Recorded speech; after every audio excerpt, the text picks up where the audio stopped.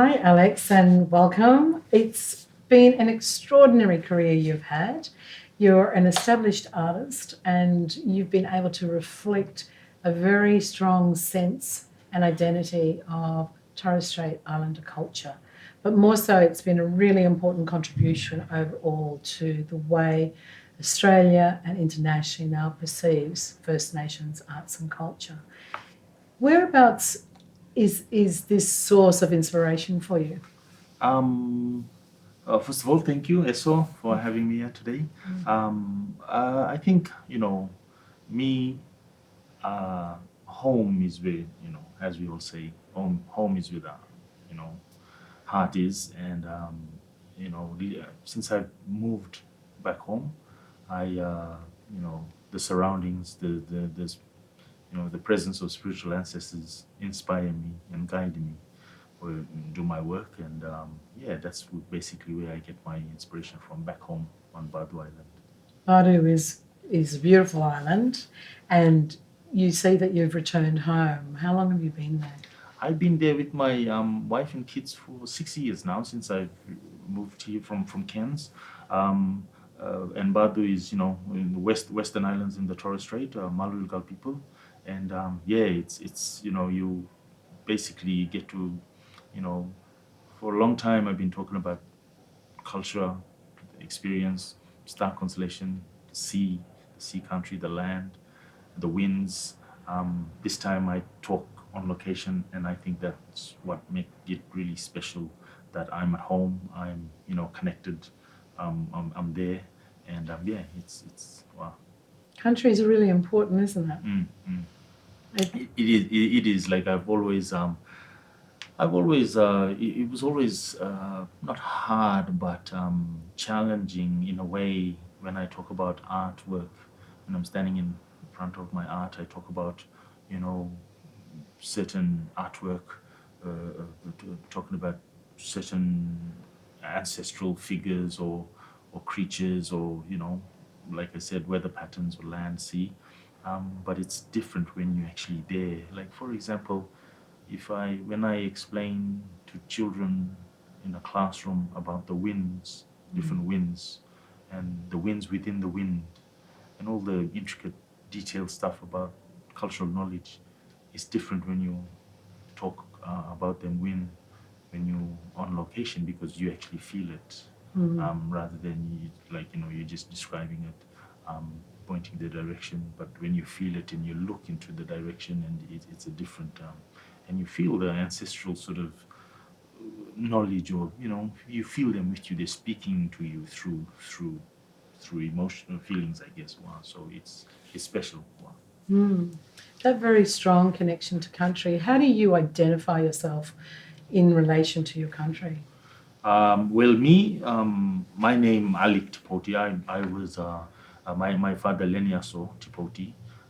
He named me after his father's brother, one of my grandfathers, Alick Tipoti. And you you know family tree or genealogy is a knowledge that we pass down through to our children. And I know, my ancestors, going back 9 generations off the top of my head. Yeah, Wow. like from Ate Waika, his eldest son is Ate Sazu, his eldest son is Ate Kuyam, his eldest son is Ate Tatuku, his eldest son is Ate Waime, his eldest son is Ate Alice Tipot, his eldest son, sorry, is Ate Waipela, his only son is Leniaso, and Leniaso's only son is me.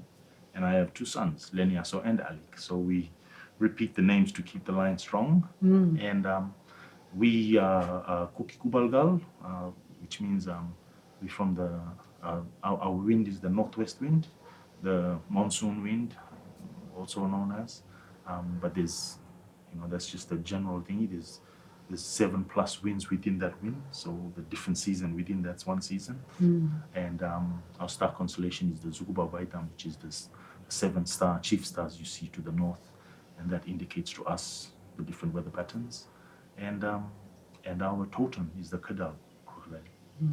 Yeah, so this knowledge has been passed down to us from obviously the ancestors before, and I make sure that it's my job really to make sure that my children carry on, have that knowledge, and that's where sort of language and performing or dance comes a very vital part of our life back home on Bad. I know that you're very strongly immersed in culture and cultural reclamation, especially language, and a lot of language is a signifier of your work. It's an insight to your work.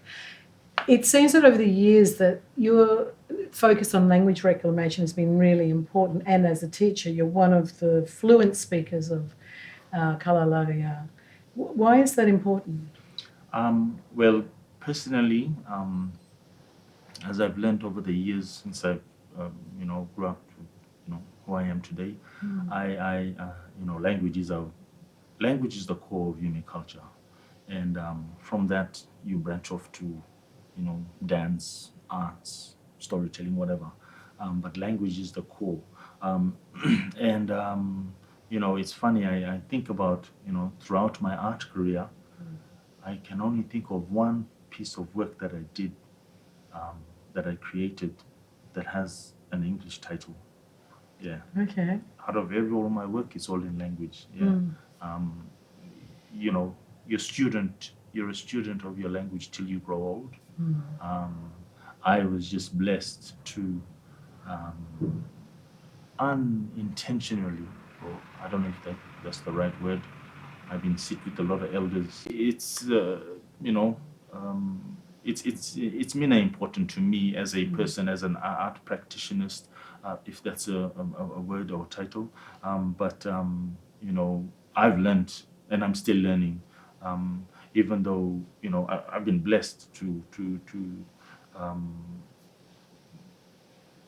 it was like I was guided almost to say that, from a young age, straight after high school, actually during high school, then come to TAFE in Cairns.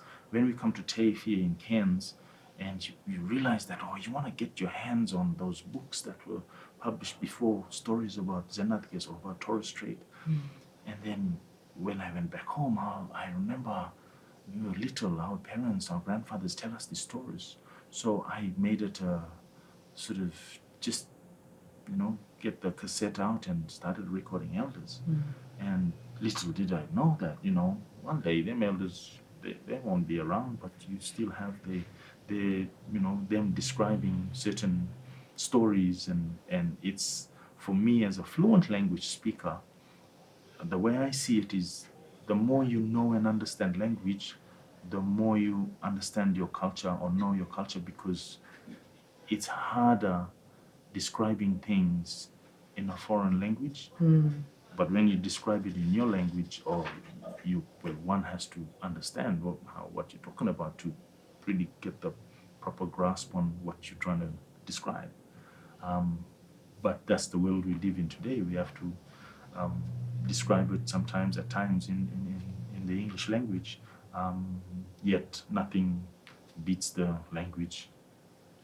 Any culture, when a song is performed, a dance is performed, if it's in language, then even if you don't understand what's going on, you can feel it if you believe in your cultural, that cultural belief. So I make sure that is my backbone in every practice. Every practice.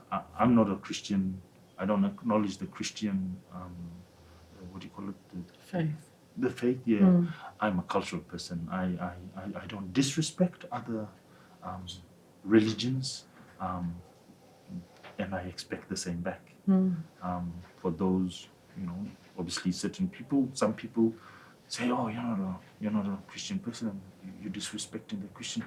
Well, you're disrespecting my culture, because our culture, So there's all those sort of, not challenges, but the experiences you go through in life when you're trying to promote or basically live the culture you're from. So I've experienced that, and it's a challenge. Why I say it's a challenge is, when we were growing up, We come from Bad to Thursday Island High School at the time, grade 8.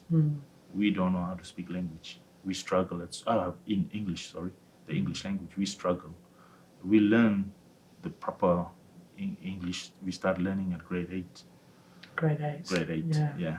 So we got broken English there, and it's back to front when we're trying to speak in English, but you know, it's challenge for us today. Our children go away for school. The language is not part of the main curriculum at school. Yeah. We only have those 4 slots of holidays, or 3, whatever, 4, to go intense with our children. And I'm in a sort of, not an awkward, but a challenge. Another challenge for me is my wife, she's from Rarotonga, Cook Islands. So she speaks her language, I speak my language. Our kids, they're in the middle. So we try and, teach them as much as we can. Yeah. And make sure they understand that these are 2 different cultures. One's a Melanesian, one's a Polynesian, but at the same time they got links to both, and make sure they carry that knowledge of culture. As time go by, it gets harder generationally, but that's the world we live in today. Technology obviously plays a big part in it, and that's that's the direction, or the tool that we really need to utilize to capture anything and everything, I guess. It's important, I guess, in looking at the expression of all of that cultural knowledge, the language to describe it, that your works traverse print, painting, dance, and now film. And I guess in terms of when you made that journey from Cairns down south to go to Canberra, what are some of the early works that you actually created that tell you now, at this stage in your life, what that journey was that you've made over time? Wow. Well, I have to sort of always take it back to where it all started. I think it proper flourished or took off here at the Cairns TAFE under the guidance of Anna Eglidis, when she was teaching us the print in the printmaking, or art in general, I guess, Indigenous section here at TAFE. We used to, I think they were not dongas, like I remember the I think they were. yeah, and there was a big shed, and Yeah. that was fun, and that's where it really took off. But when I look back at that starting there, we didn't have the guidance in terms of, because to us, especially here in Cairns, both, we weren't, we just up and coming emerging artists. There was really no guidance. Speaking from experience, we try and practice whatever, learn the techniques of cutting lino and this and that, and studying stories. And as I mentioned before, I started to go back to elders to refresh those stories that I heard when I was little, blah blah blah. And then there's no guidance really. There's no, you're not really aware of protocols in terms of what you can interpret, what you can't interpret. It's different from when we're at home, when we're being taught dancing and this and that. You understand the protocols, but this is just like we're in the open now. Cairns was a big city for us. We come from the islands. It's like, wow, we're in Cairns. Yay.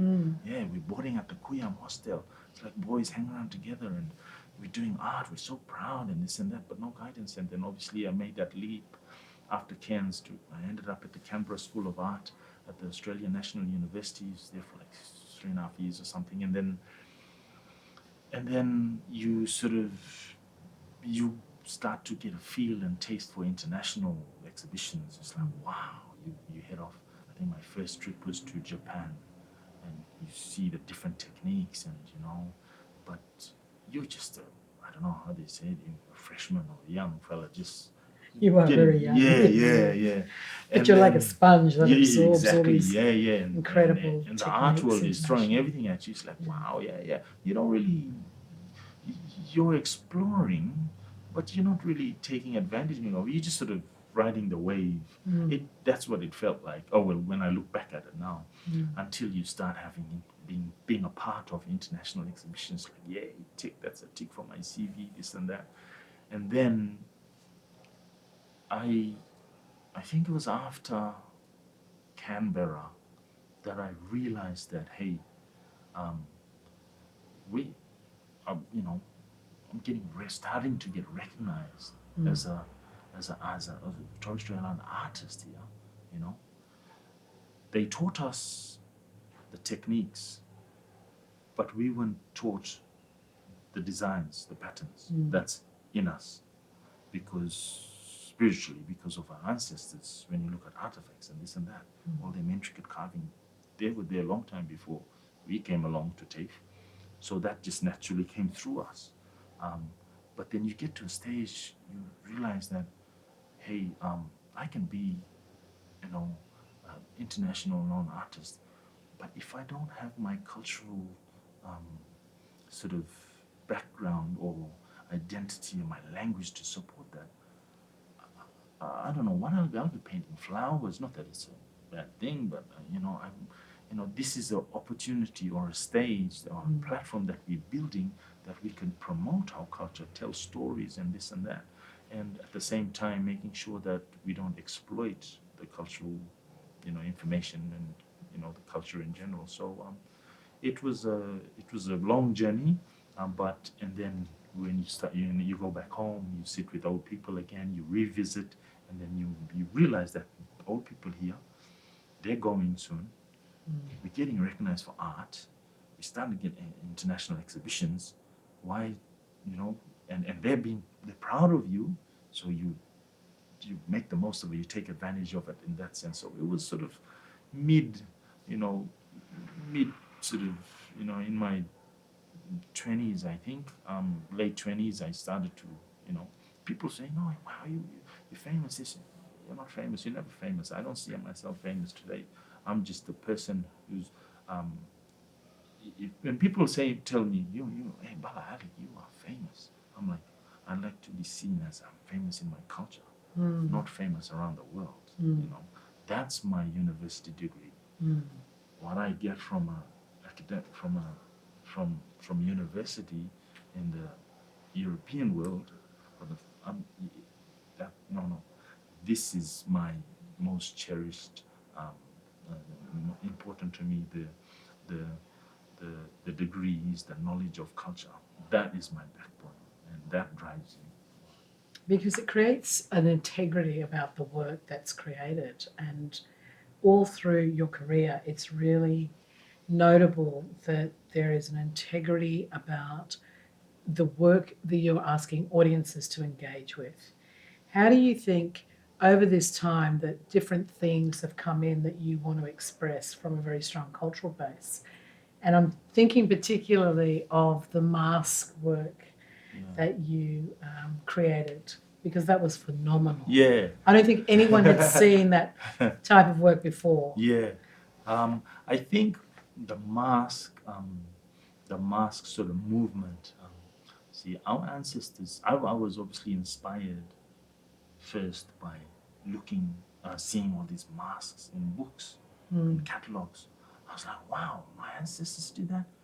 They didn't have Dremels. They didn't have electrical tools. Wow, they molded these turtle shells in intricate fine. Then you start comparing it with other Melanesian cultures, and it's like, wow. And we here mask making, and then it was because mask is sacred. So you hit a crossroad going, you wanna promote this, but you don't want to exploit the sacredness. So you hit a crossroad, and then it hit me that the ancestors who created those masks, they're sacred.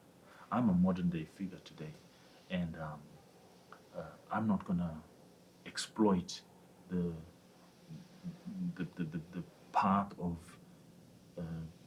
attaining total shell for make money in the modern world to make a living. No, that's against protocol. So I substitute or taught myself how to make fiberglass and just experimenting, staining it, and that's like, wow, it's transparent. It's like, wow, this looks like turtle shell. And then one thing led to another, and then I started sort of going down that path. But at the same time also making masks just to be hung on a wall, it sort of at times didn't feel right. So, and it sort of took me back to before when I was getting recognized for lino cutting or printmaking. I used to stand in front of my work, 2 meter, 3 meter work, whatever, of printmaking work, prints, and explain to the gallery or the audience, the details, the intricate designs. And people were fascinated, going, wow, Torres Strait art was really getting recognized through that printmaking. But to me, on this side of the fence, they weren't really, as much as I tell them I can speak in language or English, whatever, I can sing a song, they weren't, they had to use their own imagination to imagine what I was talking about. So that's when I thought, it's best that we perform it. So that led me to put a team of boys together, Zugubal dancers, Zugub or Zugubal plural, and spiritual ancestors.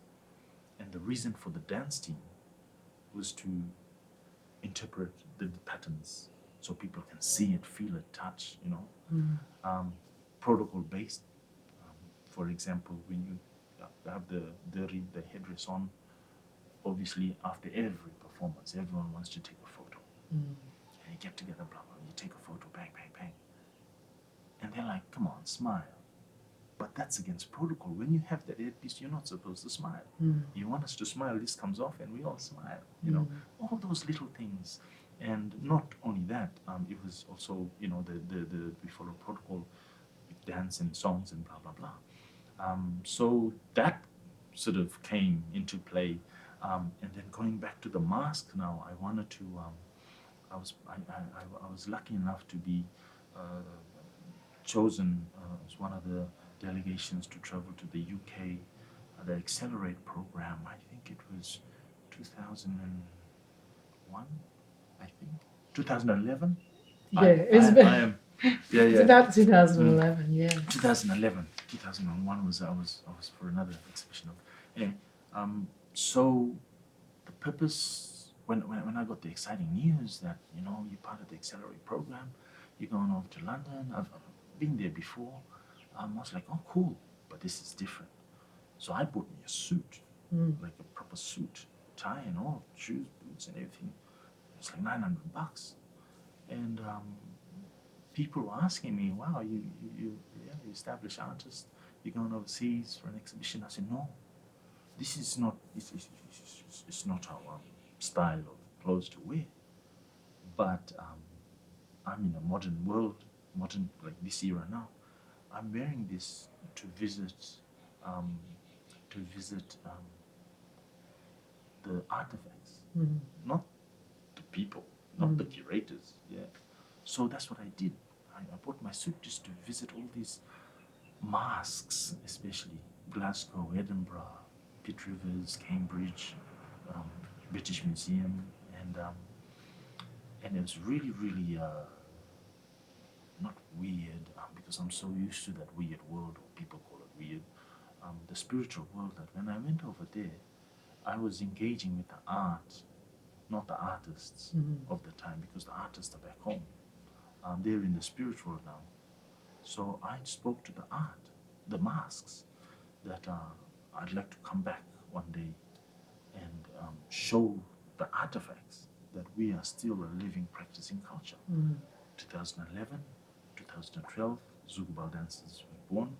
2015, we shut up Cambridge Museum to the public, we performed to the masks.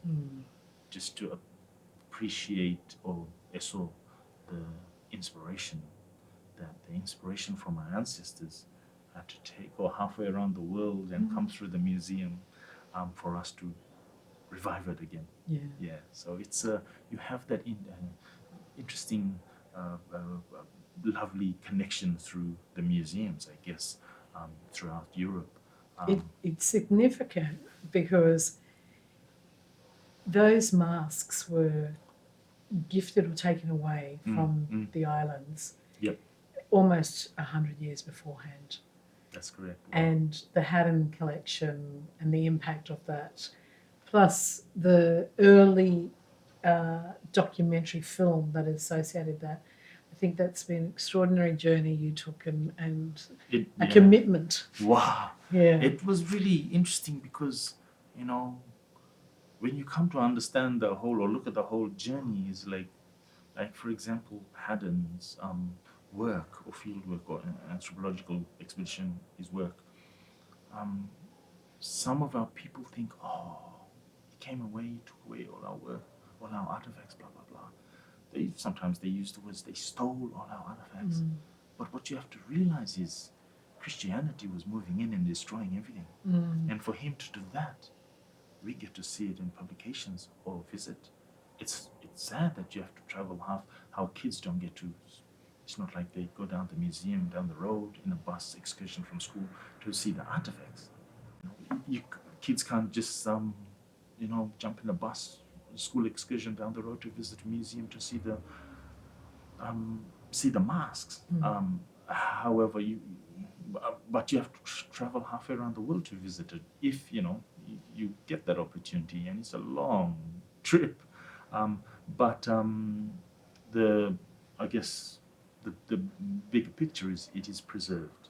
So we thankful in that sense that it is what it is. But we're grateful also for Haddon's his work in collecting all these artifacts, in preserving all this information, and collecting all this information, preserving all these artifacts, and it just strengthens our.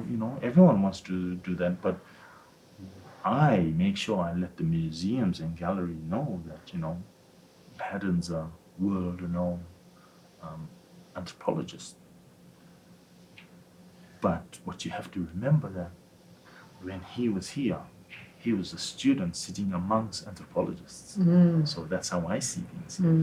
And with masks overseas, I remember sitting in a panel with all these curators. They were saying, I think the discussion was about ownership and, not repatriation, like bringing them back, blah, blah, blah.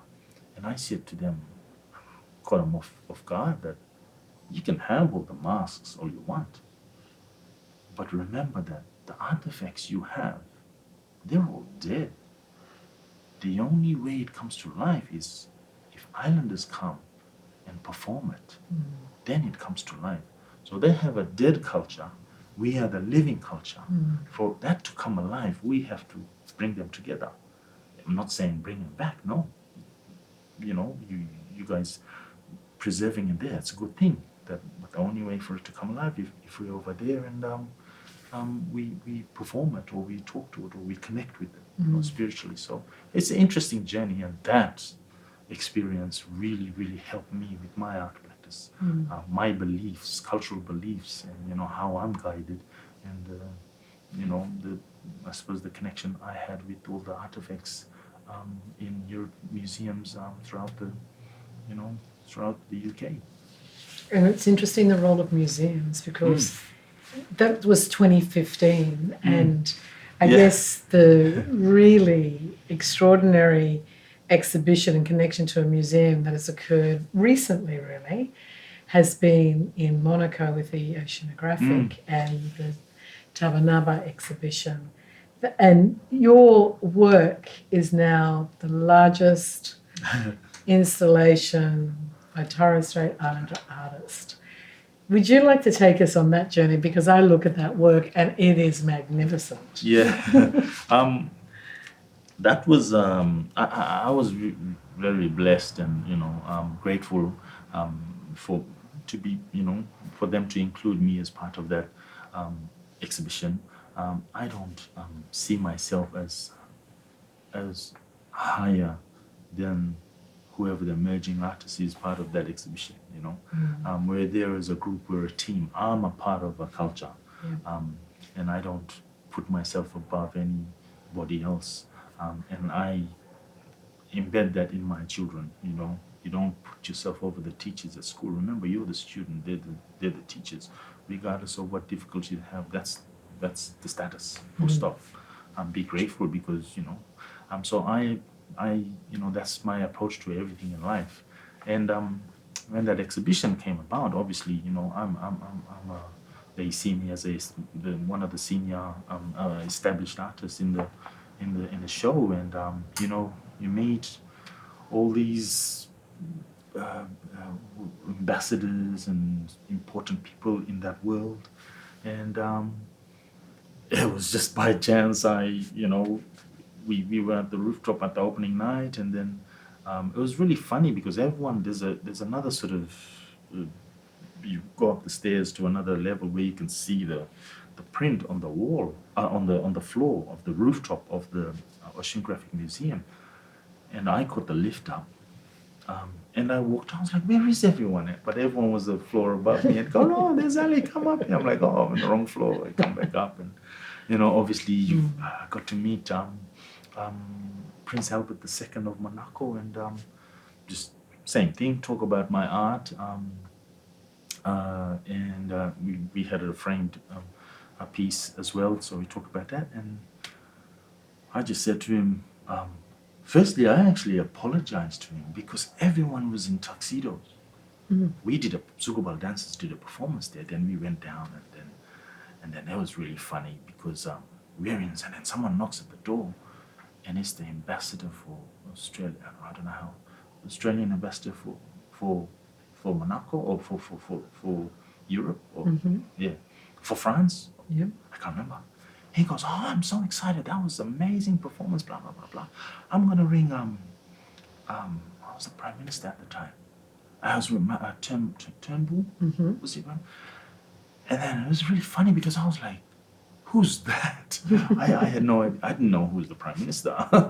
And then he thought I was joking, and then I realized that he doesn't realize that I don't know who he's talking about. But anyway, we sort of, yeah, sure. And then after that, we all got dressed up in jeans and floral shirt, and we're islanders.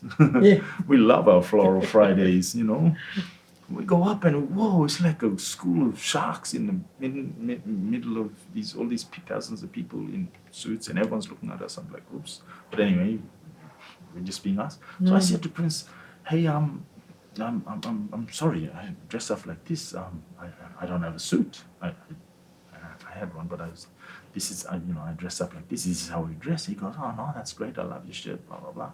And I said to him, you should come visit my island. Maybe you come visit me one day on Badu. And what do you know? Here we are about to screen Albert and Alick and for CIAF 2021. And it was a interesting journey, sort of left field sort of thing.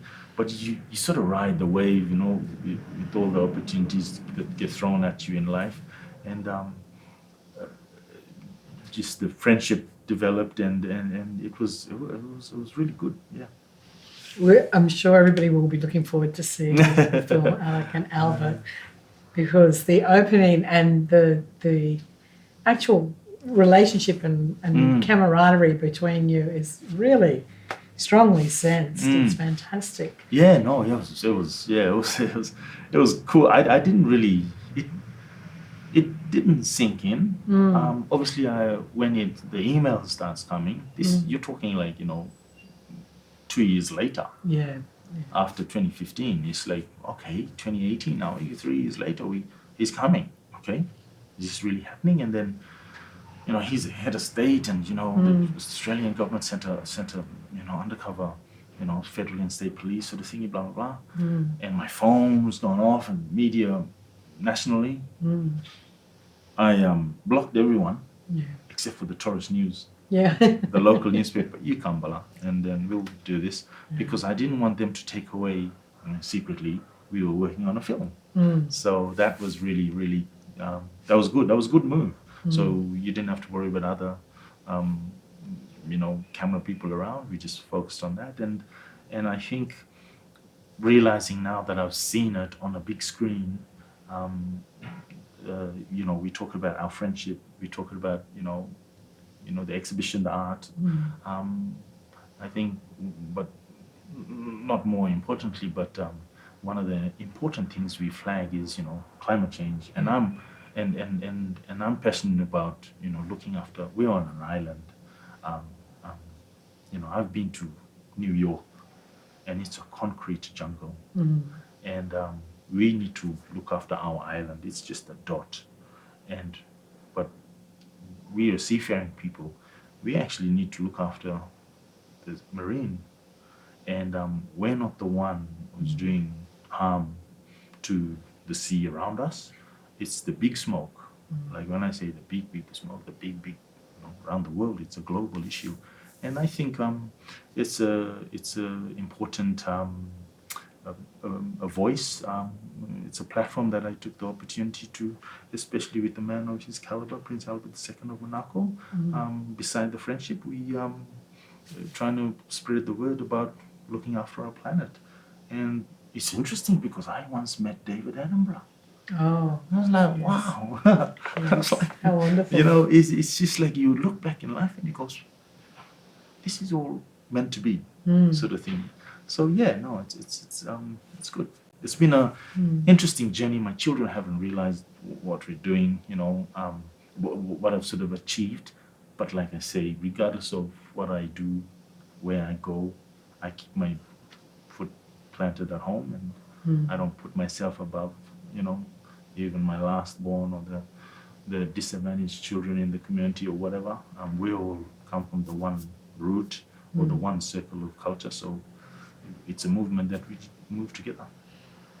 It's extraordinary because, and you're very humble, but when you say we all come from one source, certainly, and I think the stewardship of country at a local level and a national level and a global level means that dialogue is about our humanity.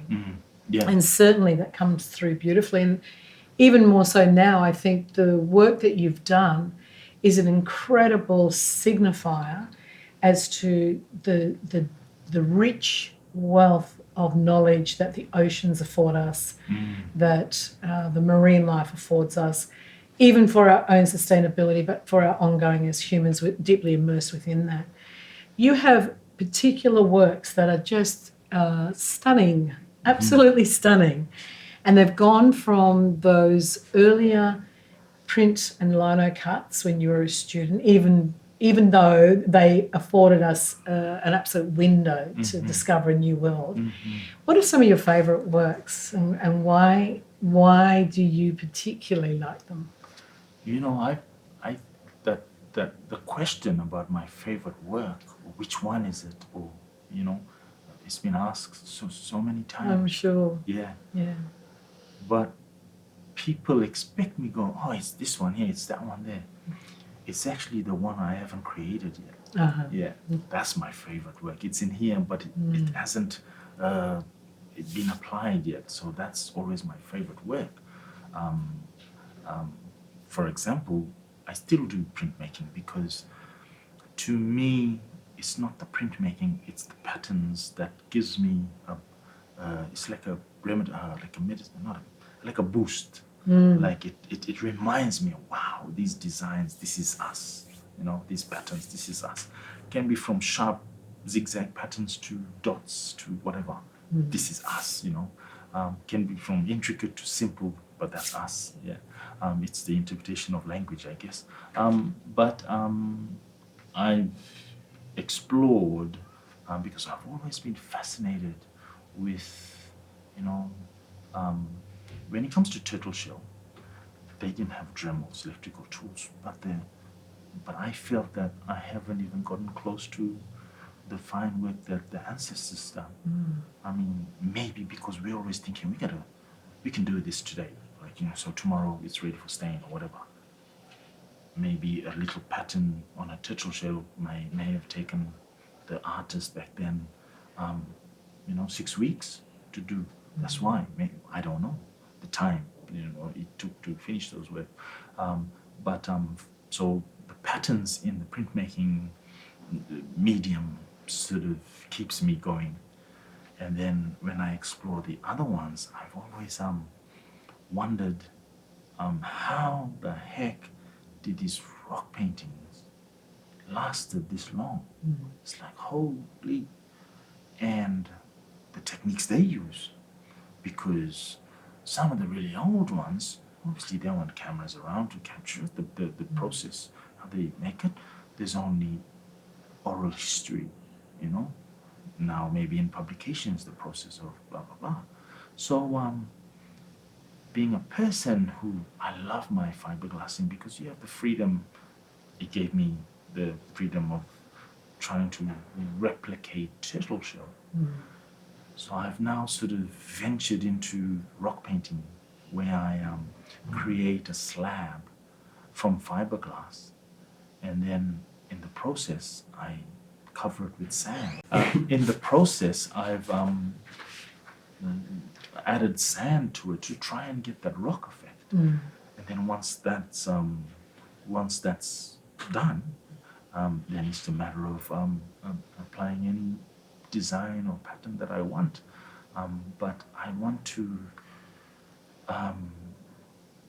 sort of continue that rock painting style, however, have that freedom of presenting it in a gallery or a museum. Yeah. As So, a contemporary work. as a contemporary work. Yeah. So that's been my latest movement now, but the latest movement is still sort of boiling, sort of thingy. So I have I'm a master of unfinished work. I will never graduate from that. I have a lot of unfinished work back home. I even make drums, the proper ones from wood, from specific trees. But I ventured into fiberglassing as well because it's durable, blah, blah, blah. So I love my fiberglassing. And the next project in the next few weeks is making large 8-9 meter canoes, not for museums and galleries, but to experience canoe, feeling the wind. So I have my place on my camp on a beach on Badu, facing the southwest, and we see the sunset all the time. The plan is to have canoes there so we could travel back in time almost. I have a boat, but I don't want to start the engine. I want to pole and paddle and experience that. Not that I had before, but I want my kids to have that. I want to leave something for my kids that this is how our ancestors is made from modern material, but it'll outlast if I was to cut from a tree. And one of my biggest inspiration was the 10 Canoes. Oh, yes. Yeah. That film. I was like, the film. Yeah. I was like, I wish I could travel in time, but obviously you can't. You can spiritually, but I want to take that and revive it today, so the future can enjoy that.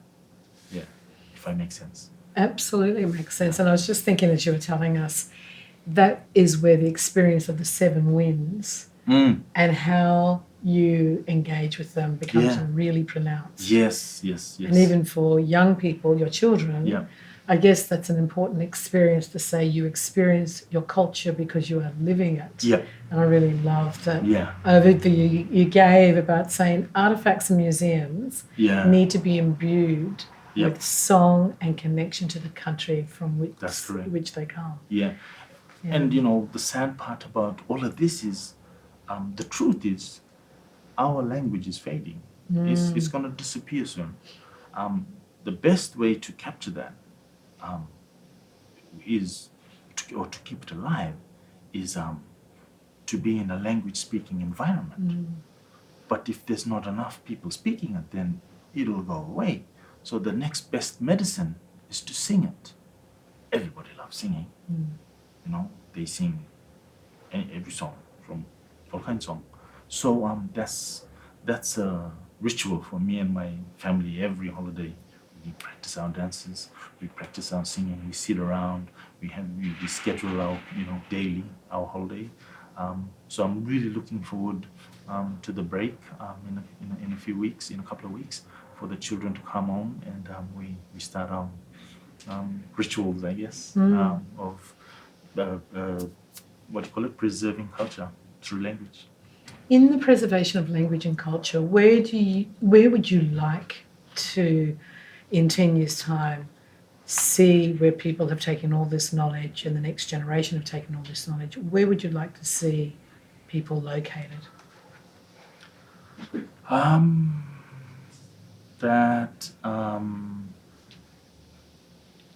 It's a hard one, because when you say people, like for us as islanders, we have a lot of islanders sprinkled all over the cities in the mainland as well. I think through song and dance, I think that should be like that should be at the top, in terms of everyone should be doing that, especially the young kids, because it has to be. You have this sickness called shame, shy. That's not our thing, but our kids are shy. They want to be someone else, you know. They want to be, do R&B and this and that. That's fine, you can do that, but you can't forget where you come from, because if you go there, and I tell my kids all the time, somebody's going to ask you at school or somewhere else that, where you from? What do you know about yourself? And you're going to stand there going, well, I can't text my dad. He's been dead 20 years. So you have to know now for time to come. So I feel that song and dance is our, I wouldn't say only, but it's the strength, that is the flag that we need to carry at the moment, because from experience, I'm turning 46 end of the month, and I've trained my ear. Well, I don't know. It's a thing that I suffer from, that when I'm sitting around language speakers, I count automatically the English word that they use within the language conversation. Yeah. And it irritates me, it bugs me. But sometimes it's not the time to correct, or sometimes I have to remember that this is an elder. He's speaking a language, but I picked up like 10 English words in there. He knows the language words, or she knows the language. She should use blah, blah, blah. It's not my place to say it, because they've walked before me, and you're sort of trapped. But I've gotten so used to it that when every time you're sitting, I'm analyzing, going, man, this is the proper word for that. This is the proper word for that. This is the word for that. That's the English word. That's the substitute. Blah blah blah. And it's like analyzing all the time, assessing everything, conversation and language. But it is what it is, and we just have to. But with songs and dance, I think people get excited about it once you learn it, and they want to know more, and they're hungry for more, and that's when we just need to fight that small thing on the side about being shy, because once that's out of the window, damn, we can go a long way, and language can be preserved. Wow. Because we as islanders, some of the words, like for example, if we didn't know the word for, this is an example, like the black, I don't know the English term for the black tern, the black bird, the seabird. If we didn't know the word for it, we're going to find it in a song. So the songs are our library at this stage, because every time my elder passes away, that's another library gone. But it's harder if I'm sitting with an elder asking them about language. Sometimes they will struggle to think of that word because there's brain straining. However, when you're in a conversation or when he's talking to another elder, it just comes out because they're not thinking about it. It just comes out. It's different from when you're asking a question. They have to sort of think about what it is, compared to having a conversation in language. So you have. I've noticed all these little things that you sort of have to weave yourself through in terms of things, but all of that, I see it as all of that experience supports my art practice. And certainly, I think your artwork is really a window to culture. So Yep. I'm going to ask you about 5 works that you've created at different times in your life and to describe those so that we who engage with your works are actually taken into it and it's not just the writing on the wall. Yep. Alick, tell us about this particular work that's been shown now.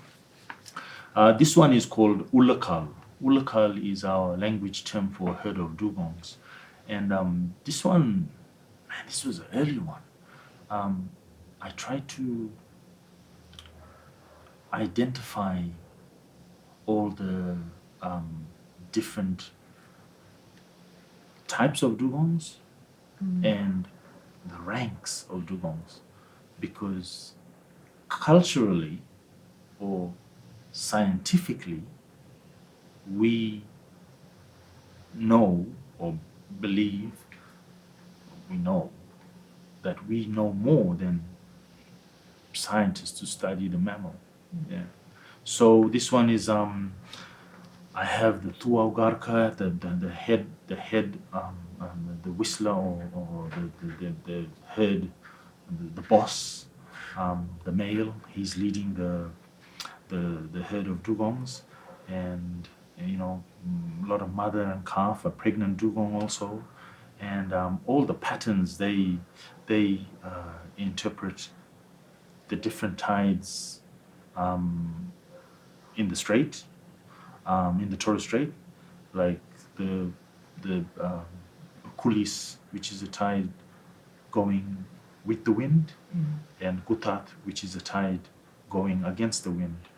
Kulis, which is usually called gutat, it's very complex. So in this print, I try to explain that, beside having the ranks, tuaugarka, the boss, Barukutaugarka, the one always swim, the husband really, the one always swim after the mother and calf, Apukas, mother and calf, Kazilai, pregnant dugong, and those are all the ranks. And then you have the types. You have the Bayak Dangal, Nur Dangal, all the different types of dugongs, and Sabigudad, and these are all language terms for describing peka, like young female, young male, just not long born a baby, nanaik, gilap, all the different types we know in language of all the dugongs. And then, this print tried to capture that. And I guess people who, scientists who study dugongs, stats on dugongs and monitor dugongs around the world, they can look at cultural details from this culture about dugongs, how things that they don't know. Many people, not one scientist know that in a herd there's always 2 bosses. One goes away to find feeding ground while the other look after and this is not from David Attenborough documentary. This is from cultural knowledge that's been handed down. This particular print called Ulakal, Herd of Dugong, sort of one of my early ones, as I'm learning the technique of carving lino, and trying to interpret as much patterns as I can, traditional patterns. Early one, and sort of one of the prints that put me sort of started I started to get recognized. Yeah. And for this particular print, this is a very large print. Will you tell us about this one? This one was, you know, this I think this measured to be about 8.2 meters long. I think of memory. This one is called Giralal. It means dances, dancing performances in general. So this one I talk about, or I interpret or present the protocols in dance in terms of if there was to be a mask dance, the warriors come out first with bows and arrows.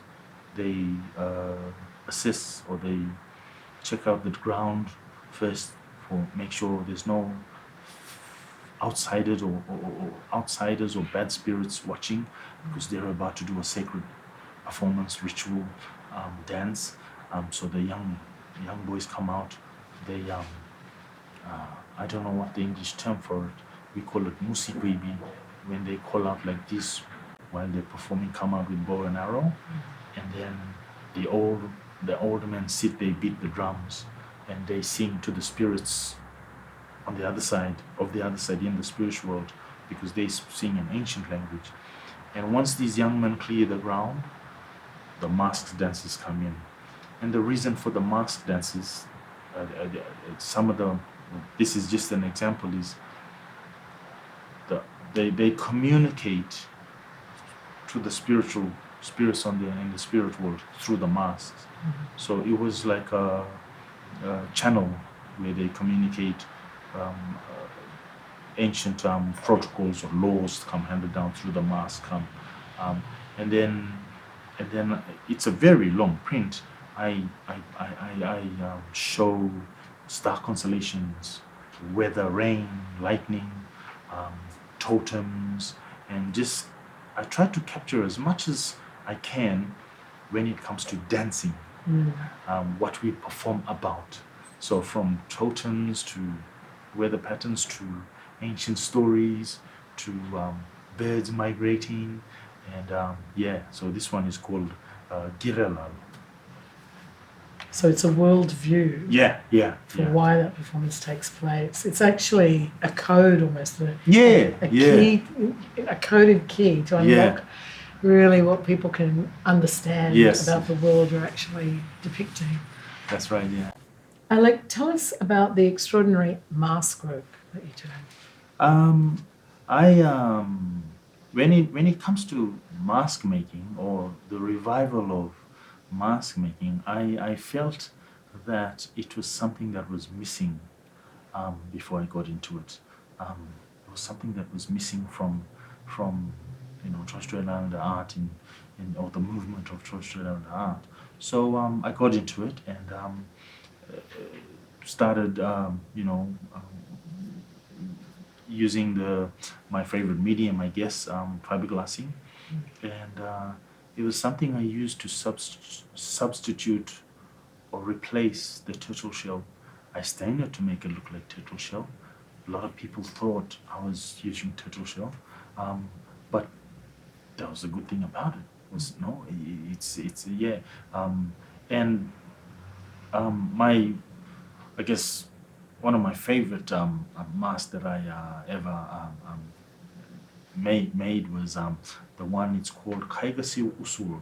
Kaigasi Usul is our language term for the Milky Way, and this one you see the shovel-nosed shark on top of like a crocodile figure-like mask. This was used. Not this particular one, but masks like this was used for ancient sacred ceremonies. The one that inspired me is in the British Museum.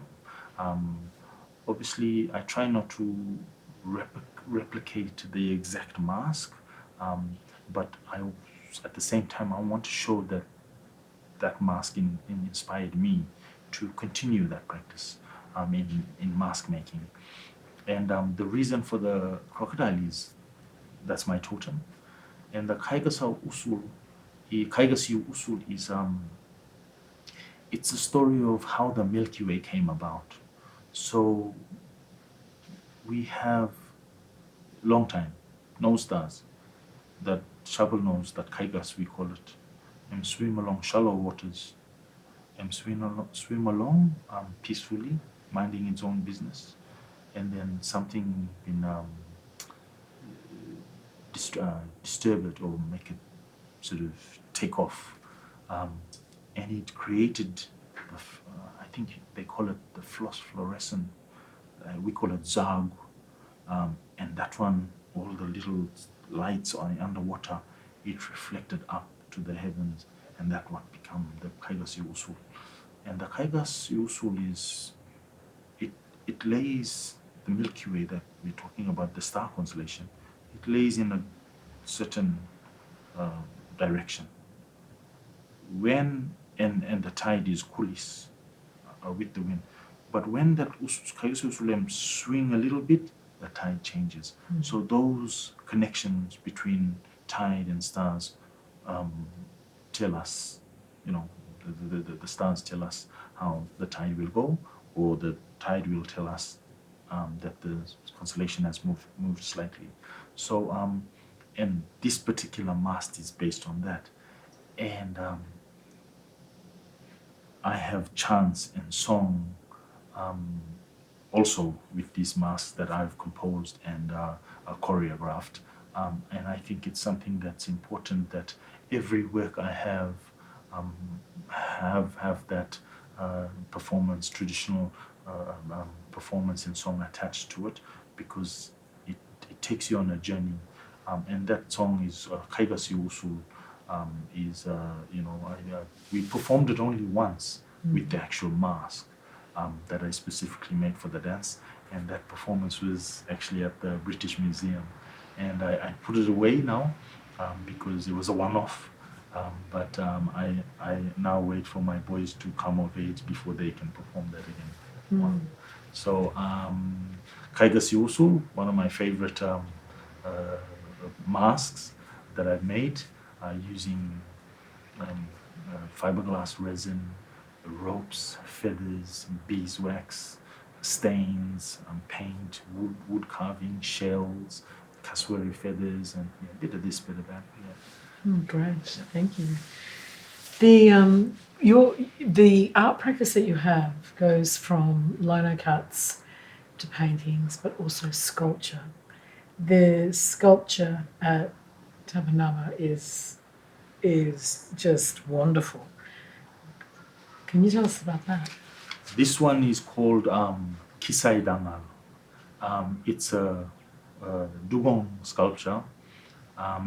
This one interprets the Dugongs feeding on a certain tide to a certain moon. So you have the Dugong in a sort of bending the tail position, and on top of the tail, the moon, the crescent of the moon. So Kisai Dangal, and all them patterns. I talk about the different tides, how the Dugong, what tide they graze, feed on seagrass, how their movement, and it was something very different from what I usually do. But it was a wonderful project, and I was so excited about this one, because knowing that this thing is going to be created from bronze, and it was like, wow. So I worked with the Urban Art Project UAP Foundry in Brisbane, and that was really excited. And also knowing that this sculpture is going to be displayed in the Oceanographic Museum in Monaco for the world to see. And that was really that was a big moment for me, because my first bronze sculpture, and proudly it was acquired by the Maritime Museum in Sydney back then. So Fantastic. really grateful. Art, culture, and science. That's fantastic. Yeah.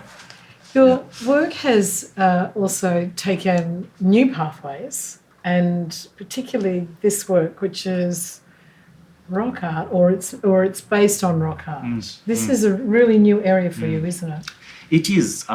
It actually started with, you know, every time my kids come home from high school, every holiday, I always have activities. And I thought to myself, I'm gonna make this island from fiberglass and put sand on it. And then that's it. Just on a sort of, I think it was about a meter long um, um, plate, sort of steep plate bed.